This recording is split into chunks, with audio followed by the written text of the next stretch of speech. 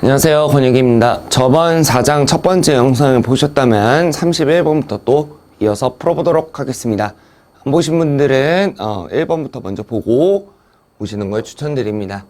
자, 투자율 뮤, 자석 및또 B, 자장 중에서 M 웨버의 자극이 받는 힘은 이렇게 얘기를 했어요. 자, 요거는 조금 어려울 수 있는 문제가 됩니다. 근데 선생님들 F는 MH라고 하는 앞에서 영상을 보셨다면은 이런 문제로 푸는 거 하나 있었잖아요. 자기장의 세기와 쿨롱의 법칙 힘에서 자극하는 차이 나더라 라고 해서 나오는 공식이었는데, 여기서 H라고 하는 거를 좀 변경을 해야 돼요. 뭘로? 자석무일도 B는 투자율 곱하기 자기장의 세기다. 그럼 요거를 변경하면 H는 뮤분의 B, 투자율분의 자석 밀도다, 이렇게 얘기를 할 수 있겠죠. 그럼 요 놈을 어디다가? 여기다가 넣으라는 얘기입니다. 그럼 어떻게 될까요? 투자율분의 자석 밀도 곱하기 자극의 세기가 되지 않겠습니까? 2번이 됩니다. 그래서 요거는 공식 두 개를 조금 이용을 하라, 이런 얘기였던 거고요. 그 다음에 32번 비투자율, 그럼 뮤S, 단면적 S, 근데 여기 제곱센치로 줬습니다. 환상철심에 500A/m/m의 자기장의 세기를 가할 때 뭐를 구해달라? 자속을 구해달라, 이렇게 얘기를 한 거예요. 그러면 쌤들이 이거를 쓸 수 있는 게 뭐가 있나? 그죠? 뭐가 있나, 이렇게 생각을 하셔야 돼요. 자속? 뭐가 있을까요?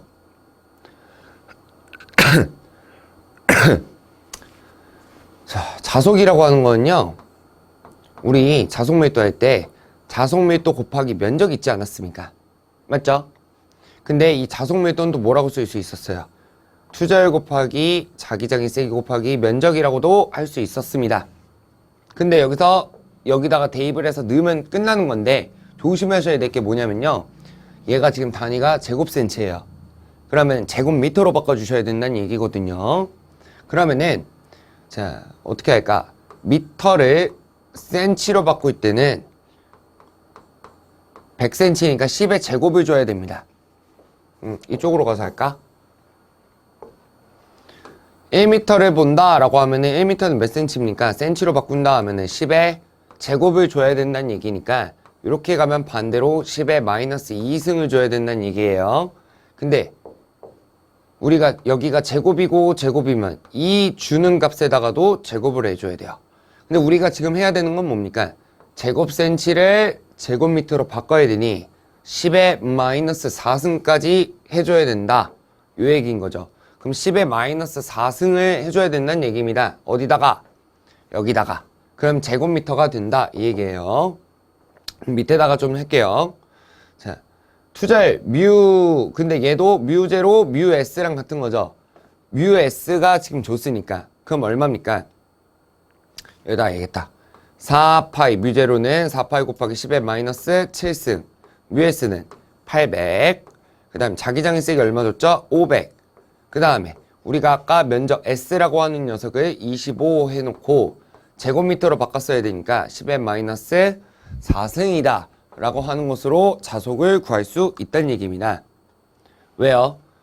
자속 밀도는 면적분의 자속이다 라고 하는 거를 이용해서 푸는 거예요. 자, 그럼 계산을 했을 때 4파이 곱하기 10의 마이너스 7승 곱하기 800, 곱하기 800 곱하기 500 곱하기 25 곱하기 10의 마이너스 4승, 이렇게 때리면은 1.256637061 곱하기 10의 마이너스 3승, 이렇게 줬습니다. 그러면요 1.256 블라블라블라 곱하기 10의 마이너스 3승인데 얘는 지금 12죠. 그럼 이렇게 한 번 뒤로 줬다는 거니까 곱하기 10을 했다는 거잖아요. 그럼 얘한테 곱하기 10을 했다는 거는 값이 아예 바뀌어버리니까 역수인 마이너스 1승을 요 놈한테 곱해줬다는 얘기입니다. 그럼 마이너스 4승이 되니까 4번이 되더라, 이렇게 푸는 겁니다. 그래서 요 32번 문제도 쌤들이 자속 밀도가 만들어지는 그 공식을 좀 잘 모르시면은 유추해내기가 조금 쉽지는 않은 그런 문제가 될 겁니다. 자, 33번. 자장의 세기에 대한 설명이 잘못된 거를 찾으라고 했어요. 자극에 작용하는 힘과 같다. 그쵸? F는 MH였거든요. 그러면은 요거 이렇게 넘기면은 M분의 F 아닙니까? 그럼 자극당 작용하는 힘과 같다. 자장의 세기. 맞죠? 그 다음에 자속 밀도에 투자율을 곱한 것 같다. 말 그대로 한번 해보면 이렇게 했다는 얘기예요. 근데 자속 밀도라고 하는 거에 대한 공식이 뮤 H 아니었었습니까? 그러면은 H를 구할 거면은 투자율로 나누는 꼴이어야 되는데 곱하는 거랑 같대요. 2번이 틀렸다는 거죠. 이게 공식을 모르면은 역시나 또 힘든 문제가 될 수 있는 문제입니다. 그 다음 34번. 전류에 의한 자기장의 방향을 결정한다. 그럼 누구라고 했죠? 앙페르 오른나사. 그럼 전류에 의한 자기장의 세기를 결정하는 건 누구라고 했습니까? 그렇죠. 비오 사바르라고 했습니다. 전류에 의한 자기장의 세기를 결정하는 게 비오 사바르예요. 앙페르가 전류에 의한 자기장의 방향을 결정을 했으면 비오와 사바르 두 명이 전류에 의한 자기장의 세기를 결정한 겁니다. 그 다음에 그 비오 사바르에서 또 공식 기억해야 된다고 말씀을 드렸었습니다. 비오 사바르 법칙으로 옳게 나타낸 것은 이렇게 돼 있는데, 자, 공식 뭐라고 했습니까? 제가 4파이 i제곱분의 i dl 사인 세타. 거기서 d는 데이터 세모다. 그럼 뭡니까? 4파이 i제곱분의 i 델타 l 사인 세타. 1번이 답이 되겠네요. 비오 사바르와 앙페르 오른나사 같이 좀 잘 연동해 주시고, 그 다음 37번. 반지름이 30cm다. 그럼 R은 0.3m. 그 다음에 권수가 5에 이랬으니까 N은 5. 원형 코일이라고 했고, 전류 6A. 그 다음에 이 원형 코일의 중심에 대한 자기장의 세기예요. 그러면요, 선생님들, 제가 원형 코일 이거는 중심 축상, 중심점, 이게 있다고 했었는데, 얘는 중심점이에요. 그럼 뭡니까? 원래 비오사바르 법칙에서 파생되는 애지만, 제가 앙페르 주해적분 공식이 뭐라고 했어요? 쌤들 이제 이거 보여드렸을 때 막 힘들어 했잖아요. 앙페르 주해적분이 요거였는데, 원래 비오사바르 거에서 만들어지는 거지만 축상에서 이제 축을 빼버리고 떨어진 거리를 빼버리고 중심점만 보는 거라서, 근데 제가 힘드시면 앙페르 주해적분에서 파이가 빠진 형태로 기억을 하셔라 라고 했었습니다. 그럼 뭡니까? 2 곱하기 0.3m 분의 권수는 얼마? 5. 전류는 6이네요. 그러면은 0.6분의 30이죠. 0.6분의 30. 그거 계산하면 얼마겠습니까? 50이라고 하는 값이 나온다는 거죠. 원래는 비오사바르 거에서 파생되는 애들이지만 제가 힘드시다면 이런 식으로 약간 누구 건지는 알지만 기억하기 힘들다 그러면 이제 편법 이런 거 조금 활용하시라고 말씀을 드렸었죠. 그 다음 반지름 R, 그 다음 원형 코일이네요. 또 그 다음에 전류가 20A를 흘릴 때 코일 중심점에 10웨버의 자극을 주면 이 자극이 받는 힘은 몇 뉴턴이냐 이렇게 얘기를 했네요. 권수는 10회다. 자, 그러면요 요거를 조금만 옆으로 옮길게요. 여기다 옮겨서 쓸게요. 반지름은 10m, 원형 코일, 전류는 20A, 그 다음에 자극 M은 10웨버. 요거 안 써놨구나. 그 다음에 받는 권수는 10회, 힘은 이렇게 얘기했네. 자, 반지름이 10이고 원형 코일인데 전류는 20, 자극의 세기는 10, 그 다음에 권수가 10. 힘을 구해달라 라고 하는 건 이거 뭐냐면요, 자, F라고 하는 게 요거 자극의 세기랑 관련된 공식으로 MH 있었잖아요. 요거 되게 잘 활용돼요. 근데 여기서 이 H가 원형 코일 거라는 거예요. 그럼 뭡니까? 자극의 세기 곱하기 2R분의 NI라고 하는 공식으로 계산을 하란 얘기예요. 그럼 자극의 세기 얼마? 10. 2R은 2 곱하기 10이겠죠. N은 10, 전류는 20. 자, 그럼 여기 그럼 20이죠. 밑에가. 요거 이렇게 약분되네요. 그럼 얼마 나옵니까? 100 나오겠죠? 100N이 답일 거다. 자, 38번에 2번이 100이네요. 여기 있습니다. 여기 화면 보이네? 오케이. 그래서 요 문제들은 항상 몇 개를 좀 섞을 수 있으니까 쌤들이 좀 잘 봐두시고요.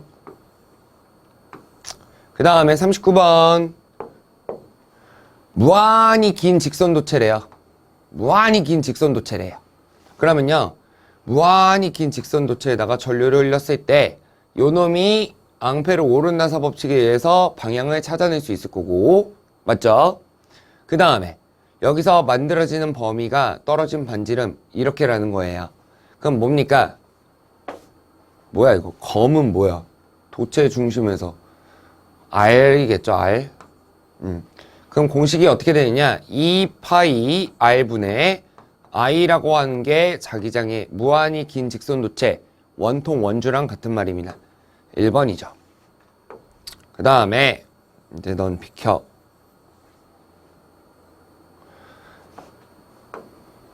40번 길이가 10cm인 균일한 자로. 자, 균일한 자로라고 했습니다. 길이에요, 길이. 균일한 자로에 도선을 몇 회? 200회 감고 전류를 2A를 흘릴 때 뭐를 구해달라? 자기장의 세기를 구해달라. 그럼 이거 앙페르 주회적 분수라는 거거든요. L분의 NI라고 하는 공식을 쓰라는 겁니다. 근데 10cm죠. 10 넣으면 망한 거예요. 미터 기준으로 0.1m. 권수는 200. 얘는 2네요. 그러면은 여기 얼마 나옵니까? 위에가 400이죠. 그 다음에 이거 번분수로 표기할 수 있잖아요. 이렇게. 그럼 얼마 나옵니까? 4000 나오겠네요. 4000 암페어턴 퍼 미터드라. 이렇게 푸는 겁니다. 그 다음에 환상 솔레노이드 문제가 나왔습니다. 환상 솔레노이드. 자, 환상 솔레노이드는 앙페르 주회적분이랑 공식이 똑같다고 했었습니다. 근데 여기서 뭘 줬죠? 반지름을 줬기 때문에 2파이R분의 NI가 답이 되는 거예요.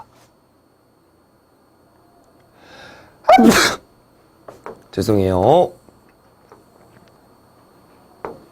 그 다음에 42번 평균 길이가 라고 했으니까 L은 0.1m 바로 미터로 바꿔버리시고 권수가 얼마?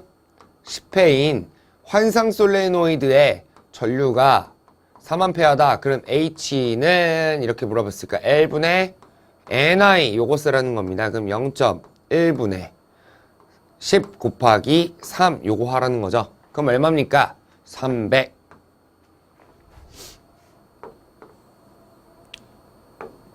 그 다음 43번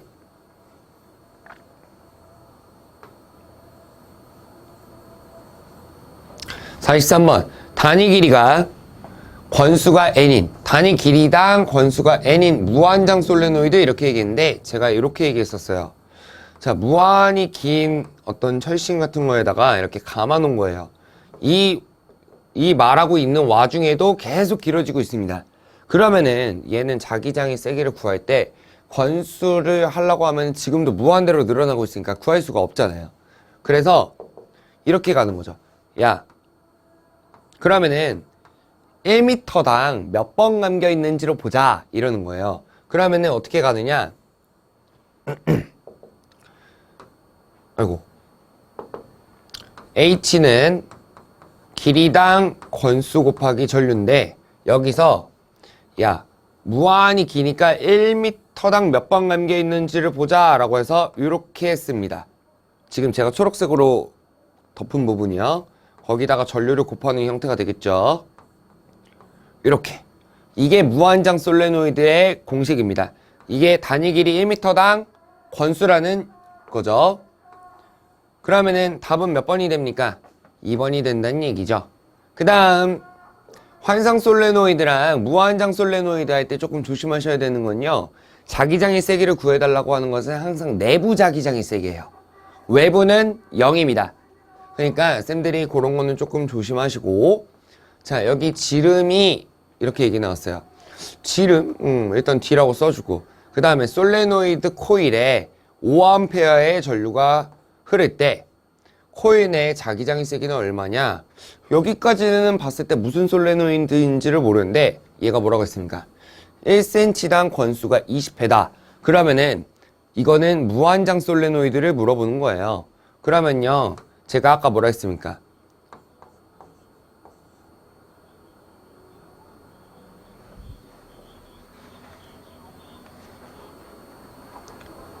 (1cm당) 20번이 감겨있다라는 것은 1m 기준으로 보면 100cm당 100을 곱한 거죠, 여기다가. 그럼 얘도 100을 곱해주라는 얘기예요. 그럼 몇 번 감겨있다? 2000이 감겨있다. 근데 전류가 또 얼마였다?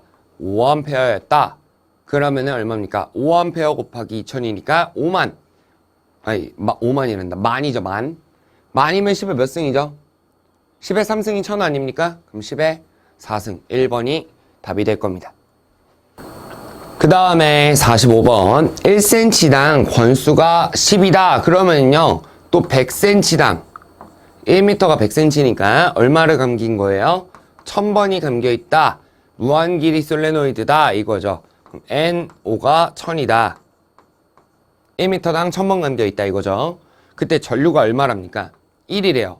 그럼 여기다가 곱하기 1A를 곱해주면은 1000A/m라고 하는 무한정 솔레노이드의 값을 자기장의 세기를 구할 수 있겠죠. 그러고 1000 찍으면은 망한 거예요. 왜냐면요, 여기 이 말을 안 보신 거예요. 외부라고 써 있잖아요. 외부. 외부는 아까 제가 무한장 솔레노이드랑 환상 솔레노이드는 외부의 자기장의 세기는 얼마라고 했습니까? 0이라고 했죠? 요런 거 조심하셔야 돼요. 요런 거. 그래서 외부, 내부, 쌤들이 문제 푸실 때 키포인트를 찝는 건 좋은데 그냥 막 읽어버리셔요. 그냥 지나가 버려요. 내가 보고 싶은 것만 본다는 얘기예요. 그러다가 이런 문제에서 된통 당해버리십니다. 이런 거 조금 조심하시면 좋을 것 같고. 46번 보겠습니다.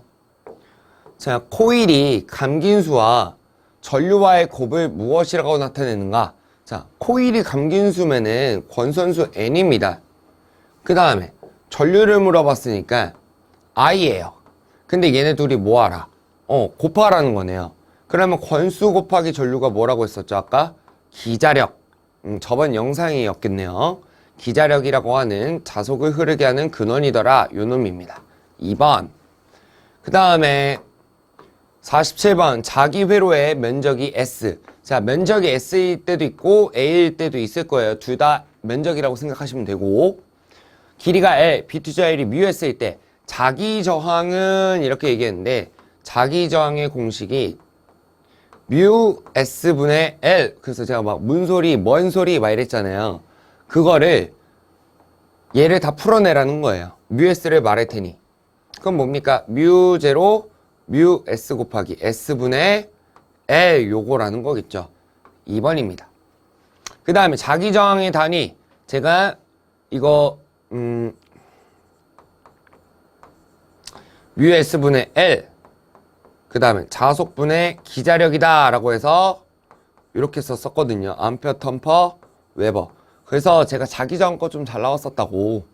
빈도수 좀 있을 수 있으니까 혹시 모르니까 봐두셔라. 저는 항상 무조건 나온다라고는 말씀 안 드리죠. 그런 확률에 운을 맡기시면 안 돼요. 근데 나올 가능성도 있으니까 안 나올 수도 있지만 외워두는 거예요, 무조건. 자, 그러면은 뭐라고 외우시라고 말씀드렸습니까? 문소리, 퍼, 왜? 이랬잖아요. 4번입니다. 그 다음에 49번. 어떤 자료에 n 곱하기 i 그러면서 ni라고 그냥 읽어버리실 수도 있는데, 암페어 턴이라고 돼 있으니까 기자력이라고 말했잖아요. 거기다가 자속이 이동했다면 그 자기 저항은 무엇이냐 라고 했으니까 아까 제가 말씀드렸었던 자속분의 기자력과 같다. 요거를 보라는 거예요. 그럼 기자력은 뭡니까? 자속분의 F인데 기자력이 NI니까 4번이 되는 거죠. 요 NI가 뭐다? 기자력 F니까. 자, 그 다음에 50번. 자, 이런 거 당하지 말라고 말씀드렸었죠. 단면적이 5제곱센치, 길이가 1m. 자, 그래. 써보자. 그럼 뮤S, 환상철심, 환상솔레노이드고 권선수가 600이고 전류가 0.5A의 전류를 흐르게 했을 때 마지막에 기자력 구해달라고 했습니다. 기자력은 권수 곱하기 전류라고 말씀을 드렸고요. 얘는 암페어 턴의 단위를 갖는다 라고 했었습니다. 그러니까 암페어 턴이죠. 그럼 뭡니까? 600 곱하기 0.5를 하라는 거니까 300 암페어 턴이다. 이렇게 말씀을 드렸었습니다. 51번. 자기 저항이 그럼 RM이 마그네틱 붙인 M이에요. 200이고 200 암페어 턴 퍼 웨버고 회로에 기자력이 400 암페어 턴일 때 자속은 그랬잖아요. 그럼 아까 저기 자속은 이렇게도 쓸 수 있겠네요. 자기 저항분의 기자력이라고. 맞습니까? 얘네 둘이 바뀔 수 있잖아요. 위치가. 그럼 자기 저항 얼마? 200. 기자력은 400. 이렇게 하면 얼마가 나온다? 웨버가. 2웨버가 나오겠네요. 요런 거. 자기 저항 관련된 공식들, 문제들. 이런 것도 좀 많이 봐두십시오. 뭐가 나올지 모르니까요. 52번 자기 회로에 기자력을 주면 자로의 자속이 흐른다. 근데 기자력에 의해서 발생되는 자속 전부가 자기 회로를 통과하는 것이 아니라 자로 이외의 부분을 통과하는 자속도 있다. 이와 같이 자기 회로 이외의 부분을 통과하는 것을 무슨 자속이라고 하는가? 튀어나갔다, 누설됐다. 그래서 누설 자속이라고 하는 겁니다.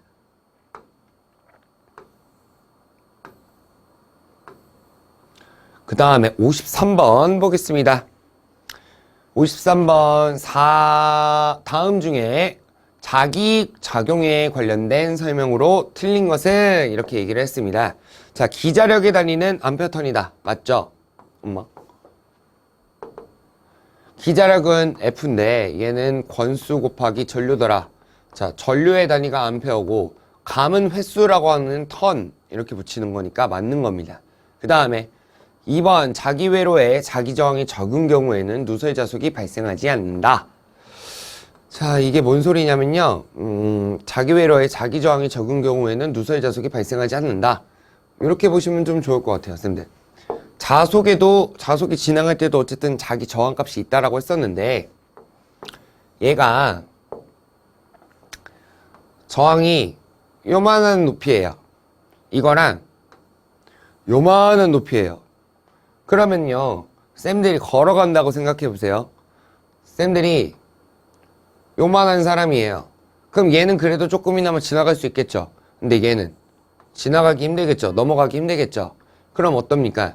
얘는 자기 저항이 낮으니까 그래도 밖으로 나가진 않을 텐데 얘는 자기 저항이 너무 높은 거예요. 그러니까 어떻게 가요? 이렇게 옆으로 새 나가겠죠. 이렇게 옆으로. 맞습니까? 그러면은 자기 저항이 낮은 경우에는 누설 자속이 거의 발생하지 않는다도 맞는 얘기라는 겁니다. 그 다음에 3번 자기장 내에 있는 도체에 전류를 흘리면 힘이 발생하는데 이거를 기전력이라고 하는 게 아니라 전자력이라고 하는 겁니다. 3번이 틀린 거예요. 그 다음 54번 보겠습니다. 전류와 자속에 관한 설명으로 옳은 것은, 자, 요거를 좀 많이 헷갈리시던데요. 쌤들, 전류랑 자속이 얘네가 흐르려고 하면은요, 항상 폐회로가 이루어져 있어야 돼요. 폐회로. 전류랑 자속이 흐르려면은 길이 폐쇄되어 있는 회로가 돼 있어야 된다는 얘기입니다. 그래서 1번이 맞는 얘기예요. 폐쇄된 회로가 이루어져 있지 않으면 뭐다? 흐르지 않는다. 전류 길이 끊겨 있는데 전류가 흐를 수가 없죠. 그쵸? 그 다음에 자기 회로에서 강자성체를 사용하는 이유 이렇게 돼 있는데, 쌤들, 자기 저항이라고 하는 게 결국에 제가 뭐라고 했습니까? 뮤 제로 다 풀면 뮤 S분의 L이라고 했었죠? 자, 그러면은 강자성체를 쓰는 이유다 라고 했으면은 강자성체는 뮤 S가 1보다 큰 거 이렇게 얘기를 했었어요. 그럼 요 뮤 S가 크다는 얘기잖아요. 그럼 자기 저항이 어떻다? 작아진다. 반비례로. 맞습니까? 그럼 뭐예요? 아까 제가 자기 저항이 낮으면은 자속들이 밖으로 새나가지 않고 다 흐르게 되는데 자기 저항이 높으면 못 지나가니까 옆으로 새 나간다고 했죠.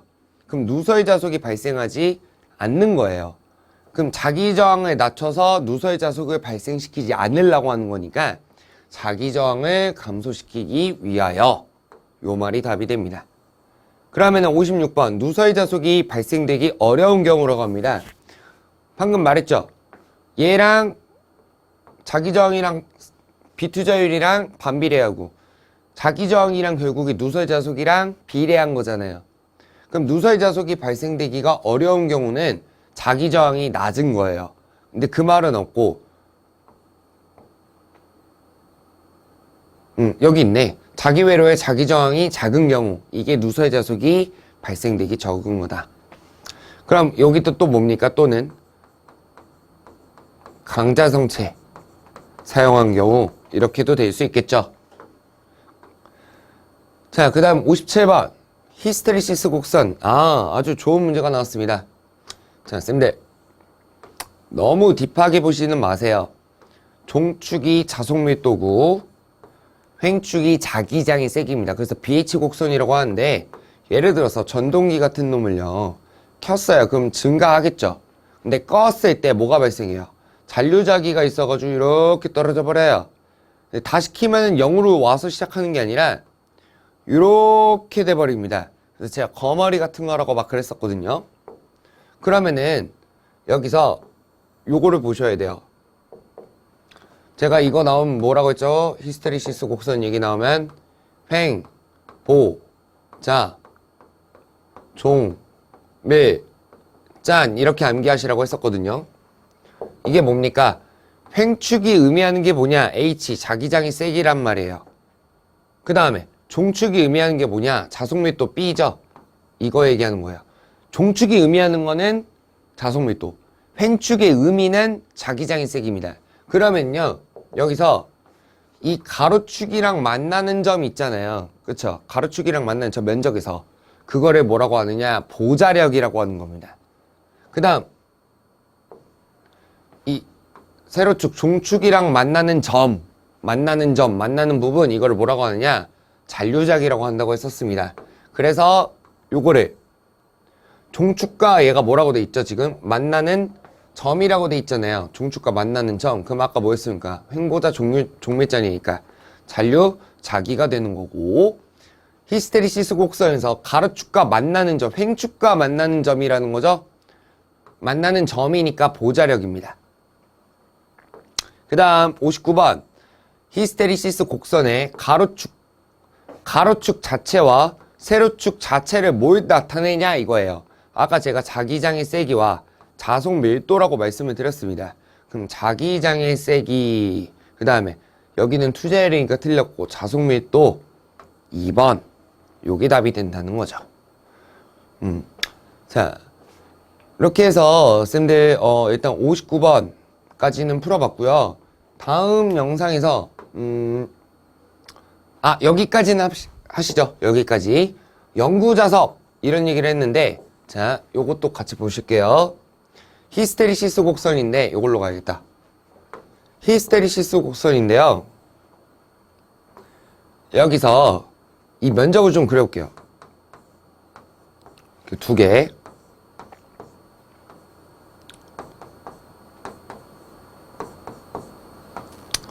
이렇게 했을 때 자 이렇게 크게 그 하나는 이렇게. 자 그럼 아까 제가 뭐라고 했습니까? 가로축이랑 만나는 점이 보자력이라고 했었고 세로축이랑 만나는 점은 잔류자기라고 했었는데 잔류자기도 지금 크죠? 보자력도 어때요? 보자력도 얘는 써버렸네. 크죠? 잔류자기도 크고 보자력도 크다. 이거를 영구자석이라고 합니다. 근데 얘는 어때요? 잔류자기는 커요. 근데 상대적으로 보자력은 좀 작죠? 옆에 면적이 좁으니까 그럼 이거를 전자석이라고 한다고 했습니다. 맞죠? 그럼 아까 그 5번으로 다시 돌아가서 5번이란다. 60번 영구자석의 재료의 구비 조건으로 옳은 것은 그러면은 잔류자기도 크고 보자력도 큰 어디냐 모두 큰 것이 좋다. 요게 답이 된다는 거죠. 그래서 요번 문제 60번까지 이제 히스테리시스 관련 문제까지 좀 풀어봤고요. 다음 영상에서는 이제 나머지 다음 영상이 조금 길어지지 않을까, 한 40문제 정도 남았으니까요. 그럴 것 같습니다. 그 문제는 이제 한 40분 정도 내외로 최대한 좀 찍어볼 수 있도록 하겠습니다. 다음 영상에서 뵙겠습니다. 감사합니다.